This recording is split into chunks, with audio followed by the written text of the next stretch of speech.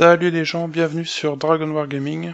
Aujourd'hui on se retrouve pour un nouvel unboxing et cette fois-ci on va ouvrir une boîte de War Machine. Alors il s'agit du Battle Group Cygnar qui est sorti à l'occasion de la MK3 de War Machine. Alors il y a quelque temps j'avais fait une vidéo sur un unboxing d'une boîte de Horde, alors si ça vous intéresse, allez la voir, il s'agit des Trollbloods, donc vous trouverez le lien en haut à droite avec le petit i, vous trouverez une petite fiche qui vous conduira vers la vidéo. Alors aujourd'hui, on va prendre le côté War Machine. Donc j'avais décidé aussi de prendre cette boîte pour découvrir les deux aspects du jeu, donc qui sont très proches hein, finalement. Puis moi ça me permettait d'avoir deux armées on va dire différentes puis pour faire des parties contre moi-même et apprendre les règles. Bon, je vais pas vous emmerder avec mon blabla, on va tout de suite ouvrir la boîte. Bon, un petit coup d'œil quand même à l'extérieur, donc on a une jolie illustration sur le devant, avec un Warlock, non, enfin je crois que ça s'appelle pas Warlock, je sais plus comment ça s'appelle, Warlock c'est du côté Horde, et 3 Warjack, si je me trompe pas ça doit être ça, et de l'autre côté c'est des Warbeasts. Ah oui, alors ici c'est un Warcaster, du côté de War Machine c'est un Warcaster, et donc on a bien des Warjack autour. Les illustrations sont plutôt sympas, ça, je trouve ça cool, j'aime bien. Le design est assez sympa. Allez, on ouvre. J'imagine que comme pour l'autre Battle Group, on va trouver un livre de règles qui va correspondre aux règles condensées de la partie War Machine. Et aussi peut-être la petite carte, les dés, etc. Donc ça, je pense qu'on trouve ça dans tous les Battle Group qui sont sortis avec la MK3.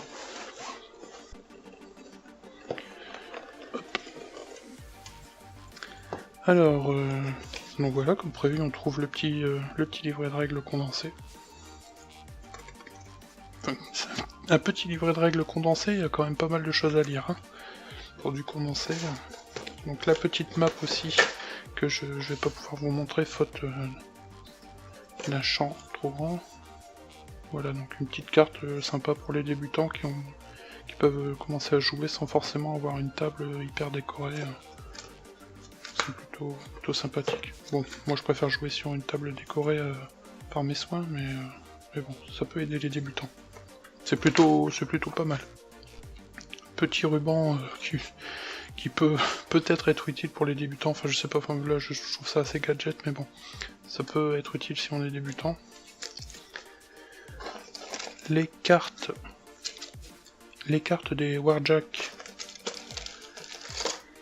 et du Warcaster. À nouveau un gabarit d'obstacles. Alors ensuite on a à nouveau des pions. Donc comme pour la partie Horde, ça doit correspondre cette fois-ci au focus et permettre aussi d'avoir des sorts, de marquer les figurines atteintes par tel ou tel sort. On a aussi quelques dés. Et bien évidemment les figurines. Alors c'est très coloré le plastique, hein. On s'en fout de la couleur, hein. Ah là, putain, là déjà encore un défaut, regardez ça. Ça c'est quand même hallucinant. Mais en même temps, vous voyez comment c'est stocké comme de... J'allais dire comme de la merde. Mais c'est un peu le cas quoi. Enfin... Ah, c'est dommage parce que là, vous voyez, le truc est presque pété. Donc ça c'est moyennement appréciable. Quand il y a des petits défauts, bon ça me gêne pas trop. Hein. Mais là, le truc est quasiment cassé quoi. Bon. On va bien voir, il y a rien de... Il n'y a jamais rien de grave, hein, mais bon. Ça fait un peu chier quoi. Je trouve que quand on achète des figurines, elles doivent être nickel. Ou alors, si elles sont pas nickel, le prix doit être adapté en fonction. Bon après, les Battle Groups sont pas non plus excessivement chers. Hein, comparé à certains prix que peuvent faire certains concurrents. Je ne cite pas de nom. Mais bon, ça fait toujours un peu chier quoi. Bon, on va commencer par le Warcaster. Alors, putain, j'ai déjà failli perdre une tête. Alors le Warcaster, c'est une petite figurine hein, comparée au Warlock de la boîte Trollblood. La figurine a l'air d'être assez jolie quand même.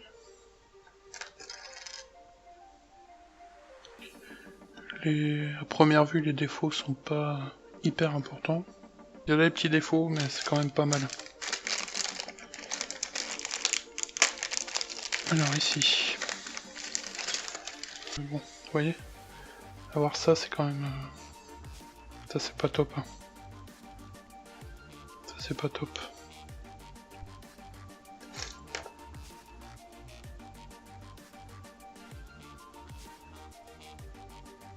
Non, quand des défauts, là.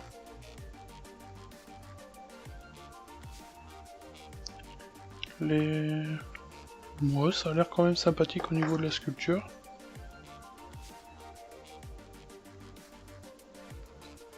Moi, je suis désolé si vous êtes fan des figurines de Privateer Press, je les critique un peu. Je suis désolé, mais c'est parce que je les découvre, hein, donc j'ai forcément un aspect plus critique que d'habitude. Mais c'est pas pour autant que je les apprécie pas. Hein.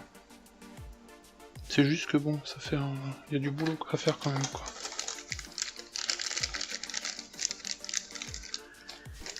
Je me souviens plus combien j'ai payé le Battle Group, mais c'était pas excessif. Hein. Donc finalement, c'est pas si rageant que ça d'avoir ce genre de petits défauts. Un Battle Group, on paye ça une quarantaine d'euros.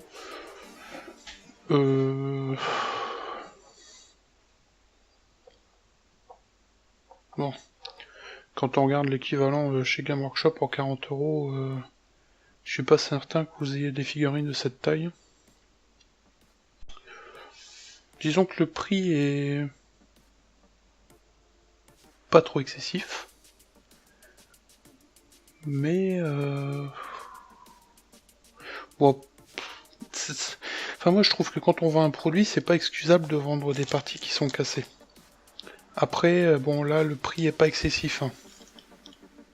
Enfin, c'est pas excessif par rapport aux concurrents. Par rapport à la qualité du plastique, et au fait que ça casse assez facilement, ou que c'est vendu en tout cas déjà cassé. Ça peut paraître excessif pour certains, mais ça peut paraître abordable pour d'autres.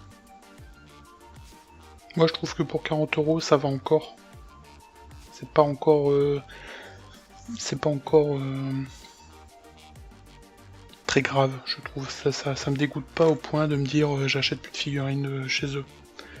C'est pas très grave, surtout que j'ai d'autres figurines qui sont vendues séparément des Battle Group, donc je me ferai plus mon avis là-dessus.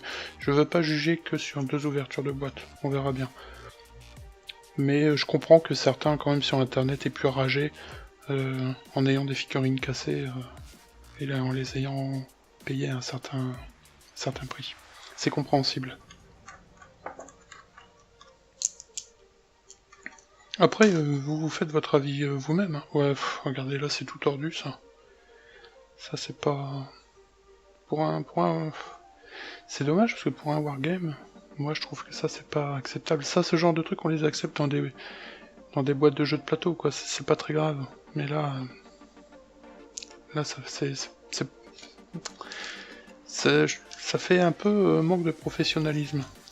Enfin, c'est mon avis, hein. Je veux pas critiquer cette boîte, hein. Je la connais pas plus que ça, mais c'est l'impression que ça donne quand on ouvre une boîte de chez eux, quoi. Je me dis qu'un débutant, quand il ouvre ça, ça peut peut-être le rebuter, vous voyez. Pour moi, ça me rebute pas, je suis quand même un hobbyiste, je vais pas dire confirmé, mais bon. Quand même, je suis loin d'être un débutant, donc ça me gêne pas ce genre de petit problème, mais je pense qu'un débutant, ça peut vraiment le rebuter, et c'est dommage, parce que cette entreprise, elle peut perdre des clients juste pour ça, quoi. Bon, il paraît que leur système de jeu est vraiment vraiment bien, donc c'est peut-être ça aussi qui fait qu'ils gagnent des clients quand même. Mais c'est... Moi, à leur place, ça sera un point que j'améliorerai, hein, quand même. Parce que la figue, dans un jeu de figue, c'est quand même vachement important.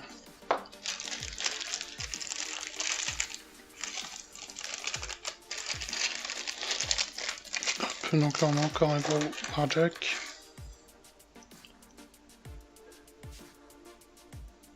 Ouais, bon bah en fait on retrouve toujours le même genre de petits défauts, c'est pas forcément très grave, mais comme je disais, ça peut rebuter les débutants.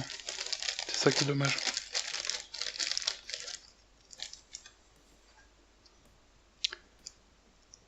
Bon. Voilà les gens, donc j'espère que cet unboxing vous aura plu, qu'il vous aura donné au moins une idée de ce qu'il peut y avoir dans ces boîtes-là, si vous n'êtes pas habitué à War Machine Horde, ou si vous voulez découvrir un peu ce que c'est. Voilà ce que vous pouvez trouver dans ce genre de boîte pour une quarantaine d'euros. J'espère que ça vous aura plu, que ça vous aura aidé en tout cas à faire votre choix si vous voulez commencer le jeu. Moi, je veux le commencer, je suis vachement intéressé. La qualité des figurines de ces boîtes de base, on va dire, de ces produits d'appel, je dirais, me gêne pas trop pour l'instant. Je vais voir prochainement avec les autres boîtes que j'ai commandées que je vais ouvrir pour avoir un avis plus objectif, on va dire. Pour l'instant, je suis assez mitigé, mais en même temps, c'est pas des boîtes qui sont très chères, et je trouve que pour commencer un jeu qui a l'air vraiment bien, par contre là le jeu a l'air vraiment bien, je vous assure, c'est plutôt pas mal je trouve. Donc voilà, je vous dis à la prochaine pour une nouvelle vidéo sur Dragon War Gaming. Ciao!